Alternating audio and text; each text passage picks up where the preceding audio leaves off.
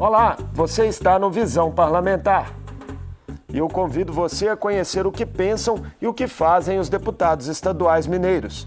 Neste programa, eu converso com o deputado André Quintão, do PT, coordenador do Grupo de Trabalho da Barragem de Brumadinho. Vamos falar sobre os impactos sociais, econômicos e humanos da tragédia, que completou um ano no último dia 25 de janeiro. E também destacar as ações desenvolvidas no âmbito da Assembleia para prevenir novos desastres, homenagear a memória das vítimas, cobrar a punição dos responsáveis e monitorar reparações. Acompanhe.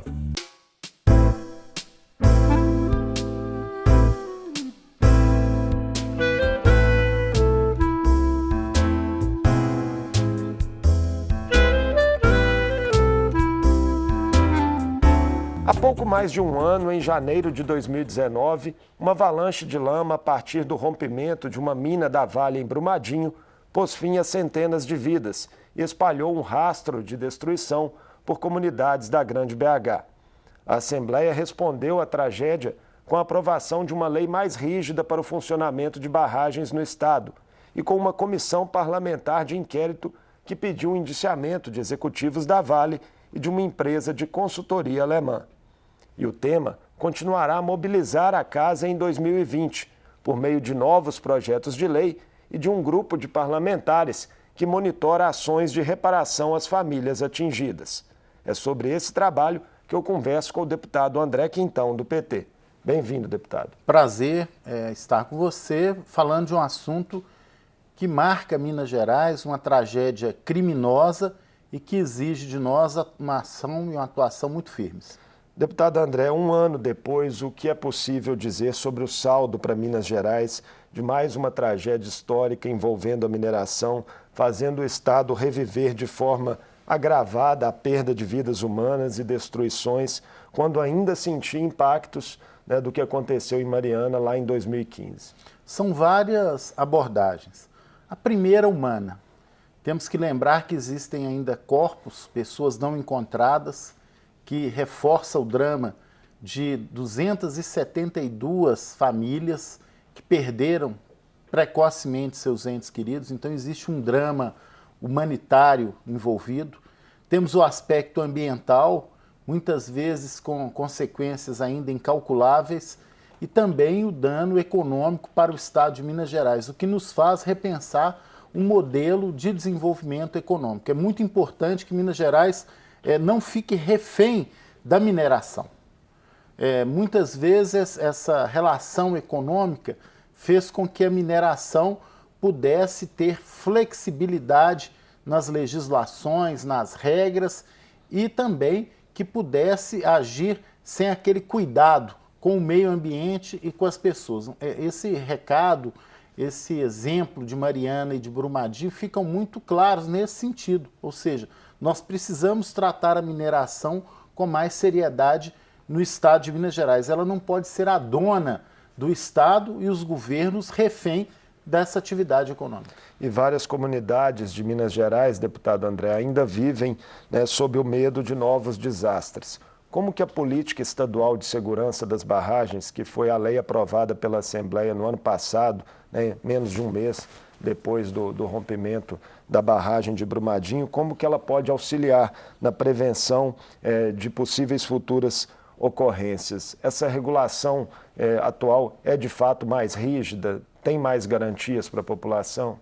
A atual legislatura da Assembleia, após o ocorrido, agiu de maneira muito rápida, priorizou a aprovação de um projeto que vinha sendo discutido já na casa, muito polêmico, que nós tentamos aprovar na legislatura anterior e tivemos a condição política, infelizmente depois do ocorrido, nós temos que reconhecer isso, mas aprovamos uma legislação mais dura, uma legislação que coloca regras e critérios mais claros de monitoramento, que coloca também um prazo para o descomissionamento das barragens existentes a montante, que proíbe novas barragens a montante, ou seja, cria uma regulação que permite impedir que novas ocorrências trágicas como essa se deem no nosso estado. Agora, sempre é bom lembrar, nós temos ainda um número grande de barragens existentes a montante no estado que estão em situação de risco e é fundamental o monitoramento por parte das empresas e do estado. Nós temos um passivo muito grande em Minas Gerais, mas a Assembleia agiu muito rápido, foi um acerto votar essa legislação em fevereiro do ano passado para então iniciarmos o trabalho da CPI. E essa legislação aqui de Minas está sendo referência para novas legislações, inclusive no plano nacional. Pois é, a outra resposta institucional da Assembleia à tragédia de Brumadinho foi justamente a Comissão Parlamentar de Inquérito, da qual o senhor foi relator. Essa comissão atuou por 6 meses na apuração de responsabilidades. Pessoalmente, eu queria saber do senhor, foi o trabalho mais difícil que o senhor enfrentou na sua vida pública? Foi. Foi porque envolveu o drama... É incomparável, né? Quem seguiu os trabalhos da CPI viu famílias que perderam tios, sobrinhos, netos, filhos. Então tem um drama humano envolvido. Mas nós tivemos um trabalho coletivo, a composição da CPI foi muito importante, pessoas, deputados e deputadas muito dedicadas, a assessoria, o corpo técnico da Assembleia muito qualificado. Nós buscamos fazer um trabalho consistente, sem palanque, sem demagogia.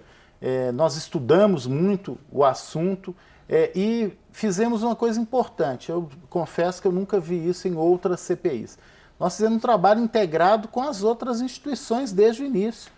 Com a Polícia Federal, com a Polícia Civil, com o Ministério Público Estadual, o Ministério Público do Trabalho, com as famílias, com os trabalhadores. E até mesmo com comissões parlamentares de inquérito de outros órgãos legislativos, né? E isso permitiu um compartilhamento de informações, muitas vezes não publicizados, né? Não eram nas reuniões públicas, mas nós trocamos ideias, nós estabelecemos roteiros investigativos, e ouvimos 139 pessoas, eram reuniões, não era só uma reunião por semana, eram várias reuniões por semana. As comissões permanentes também complementaram esse trabalho e fizemos um relatório muito consistente.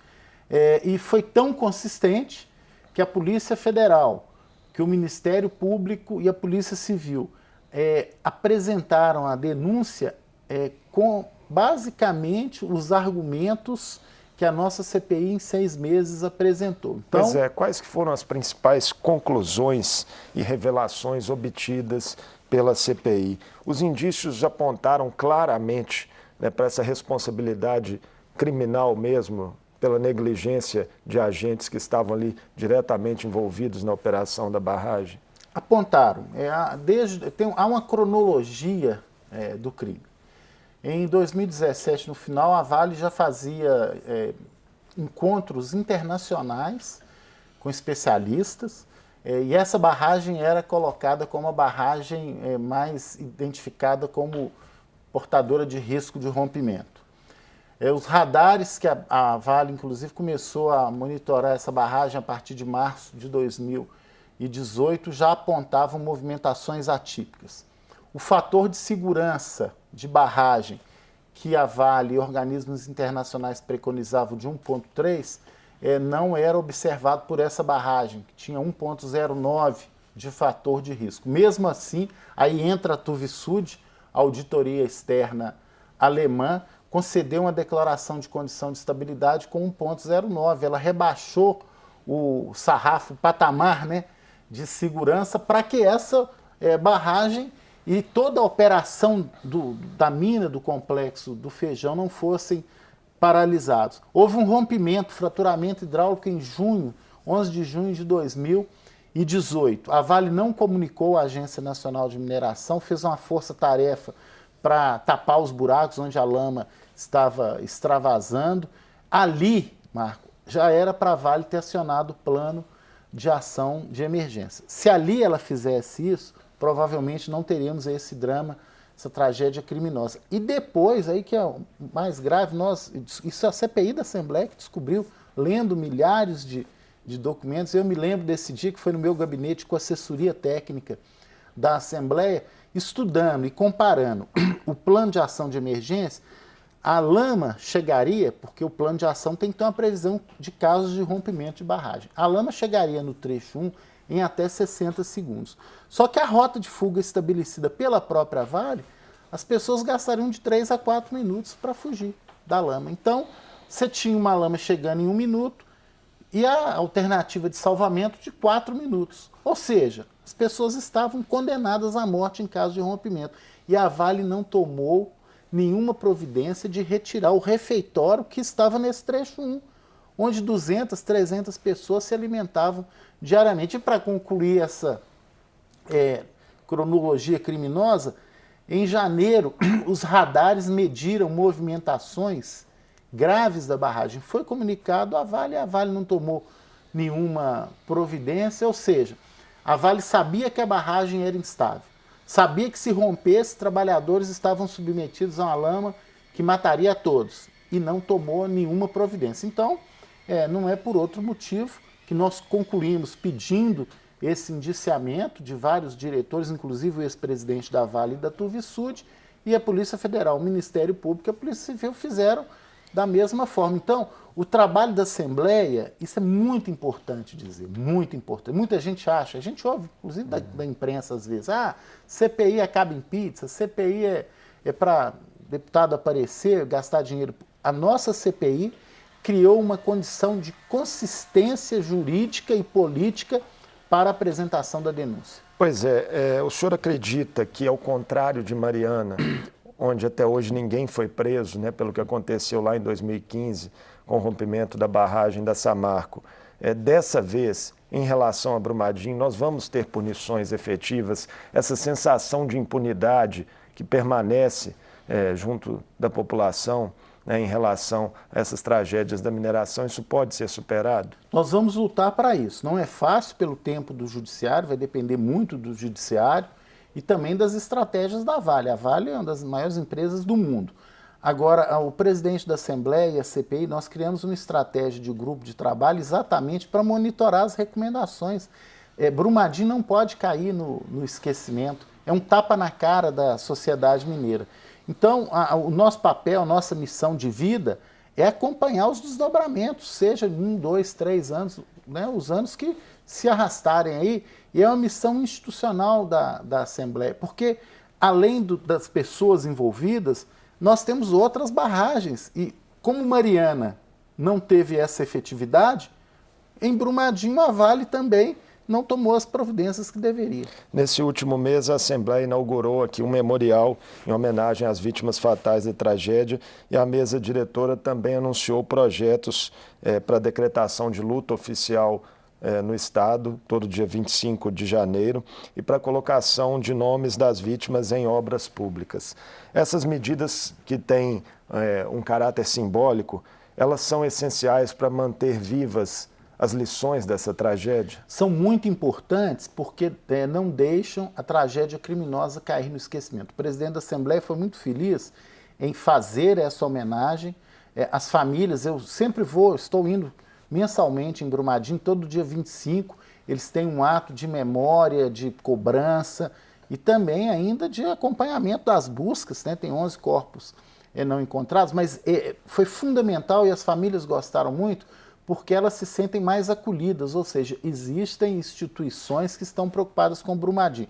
Nós estamos também cobrando do governo de Minas o fechamento das tratativas com a Vale, no sentido da compensação e reparação econômica, porque uma coisa é a indenização das famílias, agora há um prejuízo econômico para Minas Gerais muito grande, um prejuízo ambiental incalculável, um prejuízo do ponto de vista dos recursos hídricos. Então, a Assembleia está agindo bem. E o grupo de trabalho vai exatamente nesse sentido. São várias recomendações, Marco. Nós temos um relatório com mais de 150 recomendações. Nós estamos monitorando uma a uma. Explicando para o nosso telespectador, esse grupo de trabalho da barragem de Brumadinho foi criado, né, a partir da conclusão da CPI, é integrado por parlamentares e visa fazer justamente o acompanhamento de todas essas demandas pendentes. O que o senhor pode adiantar para a gente, o senhor que está também agora como coordenador desse grupo de trabalho, em relação às prioridades de atuação desse grupo e as primeiras medidas práticas aí desse ano de 2020? Olha, é uma inovação institucional das mais relevantes. Era muito comum, isso me incomodava muito, eu ouvia assim, não, a CPI vai acabar em pizza. Não, a CPI tem um prazo determinado, ela tem que terminar em 6 meses. E tem recomendação da CPI que não depende da Assembleia. Então a própria CPI propôs ao presidente, olha, quando terminar a CPI, vamos criar um grupo de trabalho, inclusive do ponto de vista regimental, da Assembleia, que acompanhe as recomendações da CPI. Porque aquele órgão que não estiver realizando a sua parte, a Assembleia cobra dele. A primeira cobrança nossa, evidentemente, era de apresentação da denúncia sugerindo os indiciamentos. Essa é a maior resposta e ocorreu agora com o Ministério Público e Polícia Civil. Depende do Judiciário. Então agora a prioridade da CPI é acompanhar o comportamento do Judiciário, levar a júri popular o julgamento das pessoas indiciadas. Existem processos de reparação, de indenização que nós estamos acompanhando. Uma questão muito grave lá em Brumadinho, que afetou muito as famílias envolvidas, a questão da saúde mental. Nós temos a questão da água, o abastecimento hídrico da região metropolitana, a construção de uma nova adutora. O memorial, nós sugerimos que a Vale queria ainda reminerar naquela região. Nós denunciamos isso na CPI e sugerimos a construção de um memorial naquele espaço, depois que os corpos forem encontrados. O governo, evidentemente, aí entrou também em ação e já, nesse 25 de janeiro, anunciou a instalação desse memorial. Agora, são inúmeras recomendações, mas eu diria que a punição dos envolvidos nesse momento e o cuidado e o acolhimento das famílias e a localização dos corpos que ainda restam são as prioridades fundamentais nesse ano, além de projetos de lei. Nós temos um projeto que conseguimos acelerar ano passado também, além da segurança das barragens, que é o projeto de acolhimento daquelas pessoas atingidas por barragens. Esse projeto já foi aprovado em primeiro turno e nós queremos rapidamente, no primeiro semestre, aprová-lo em segundo turno. Pois é, em síntese, o que o senhor diria que o poder público deve ainda, a essas famílias de 272 pessoas que foram mortas, algumas delas que ainda não conseguiram enterrar os corpos de seus entes queridos? O poder público e a Vale devem o que ainda a essas pessoas? Olha, tem uma coisa, Marco, infelizmente é irreparável, vidas humanas perdidas.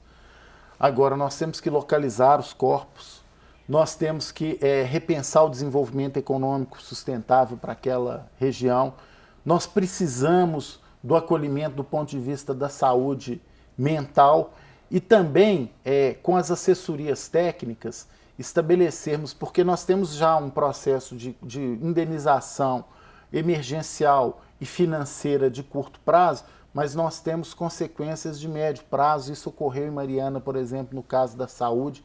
Então nós temos que ter um estabelecimento de estratégia de acompanhamento permanente do poder público e de assessorias técnicas que não podem repetir o exemplo da Fundação Renova em Mariana.